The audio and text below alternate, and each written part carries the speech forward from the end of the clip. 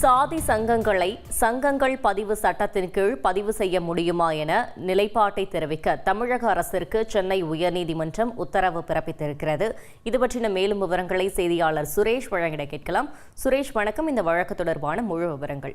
வணக்கம். அதாவது தென்னிந்திய செங்குந்த மகாஜன சங்கத்துக்கு சிறப்பு அதிகாரியை நியமித்ததை எதிர்த்து அந்த சங்கத்தின் சார்பில் சென்னை உயர்நீதிமன்றத்தில் வழக்கு தொடரப்பட்டது. இந்த வழக்கை விசாரித்த நீதிபதி பரத சக்கரவர்த்தி இந்த வழக்கில் இந்த சங்கம் தங்களுடைய சாதியை மேம்படுத்த வேண்டும் என்ற நோக்கத்துடன் உருவாக்கப்பட்டது என்று கூறப்பட்டிருக்கிறது.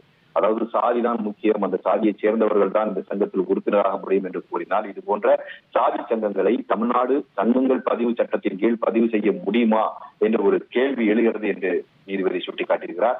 நாட்டில் எல்லாருக்கும் சங்கத்தை துவங்குவதற்கு உரிமை இருக்குது. ஆனா ஒரு குறிப்பிட்ட சாதிக்காக சங்கத்தை தொடங்கலாம். அந்த சாதியை நிலைநிறுத்தக்கூடிய நோக்கத்துல இந்த சாதி பெயர்ல துவங்கப்படக்கூடிய சங்கத்தை சங்கங்கள் பதிவு சட்டத்தின் கீழ பதிவு செய்ய முடியுமா என்ற ஒரு கேள்வி எழுகிறது.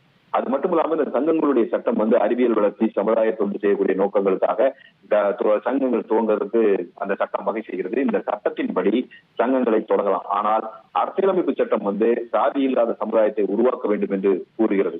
அதனால இந்த சங்கங்கள் பதிவு சட்டத்தின் கீழ இந்த சாதியின் சங்கங்கள் பதிவு செய்ய முடியுமா என்ற ஒரு கேள்விக்கு தமிழக அரசு பதிலளிக்க வேண்டும் என்று நீதிமன்றம் உத்தரவிட்டிருக்கிறது. அது மட்டுமல்லாமல் இதுபோன்ற சாதி சங்கங்கள் நடத்தக்கூடிய கல்வி நிறுவனங்கள்ல கல்வி நிறுவனங்களுடைய நுழைவாயிலேயே அந்த சாதியின் பெயரிலேயே அந்த பள்ளியினுடைய பெயர் அமைகிறது, எழுதி வைக்கப்படுகிறது.